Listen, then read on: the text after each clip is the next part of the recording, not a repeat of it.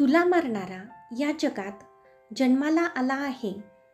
हे ऐकताच कंसाने चिडून आदेश काढला की काल रात्री राज्यात जन्मलेल्या सगळ्या बालकांना ठार मारा. महामंत्री म्हणाला, लहान बालकाला मारण्यासाठी सैन्याला पाठवणे योग्य दिसणार नाही. त्यापेक्षा हे काम आपण पुतना मावशीला देऊयात. कंसाने आदेश देताच पुतनाने लगेच एका सुंदर स्त्रीचे रूप घेतले आणि आपल्या मायावी शक्तीने लहान मुलांची खेळण्याची टोपली डोक्यावर घेऊन ती निघाली. एक एक करून तिने गोकुळातील अनेक मुलांना आपले विषारी दूध पाजून मारले. सर्व गोकुळवासियांनी नंदरायाला विनंती केली की यातून काहीतरी मार्ग शोधून काढा. गोकुळातील रात्री जन्मलेल्या सगळ्या बालकांना तिने एकामागोमाग एक ठार केले. आता फक्त नंदरायाचा मुलगा कान्हा राहिला होता. त्याला मारण्यासाठी पुतना लपतछपत नंदरायाच्या घरात शिरली. तेव्हा बाळापाशी कुणीही नव्हते. तिने पटकन बाळाला उचलले आणि बाहेर आली. ती बाळाला आपले विषारी दूध पाजू लागली. बराच वेळ झाले, परंतु बाळ काही थांबत नव्हते.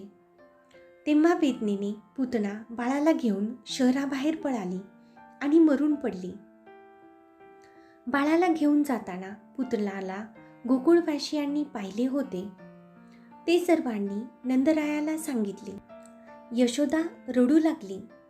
सर्वजण आता कान्हाला आणि त्या पुतनाला शोधायला निघाले. त्यांना पुतना शहराबाहेर मरून पडलेली दिसली. बाळ सुखरूप होते. नंदरायांनी बाळाला उचलले.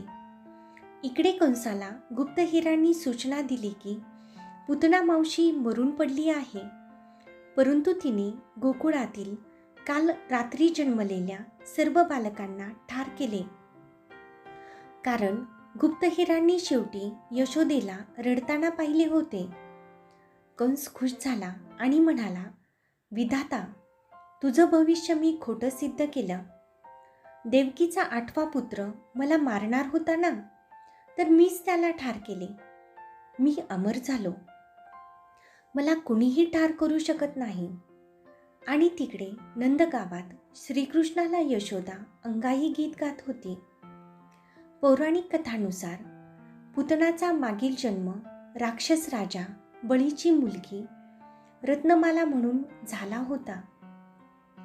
जेव्हा तिने कृष्णाचा पूर्वीचा अवतार म्हणजेच वामनाला बटूच्या रूपात पाहिले, तेव्हा तिला त्याला आपला मुलगा म्हणून जवळ घेण्याची तसेच त्याला आपले दूध पाजण्याची तीव्र इच्छा झाली.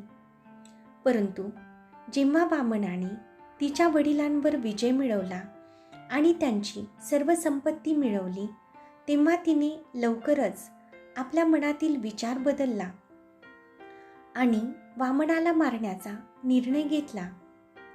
कृष्णाने तिच्या मनातील या दोन्ही इच्छा जाणून घेतल्या आणि तिला त्या दोन्ही इच्छा या जन्मात पूर्ण करण्याची परवानगी दिली. कृष्णाला दूध पाजल्याने पुतना सर्व पापांपासून शुद्ध झाली आणि यशोदेने मिळवलेला स्वर्गही तिला प्राप्त झाला.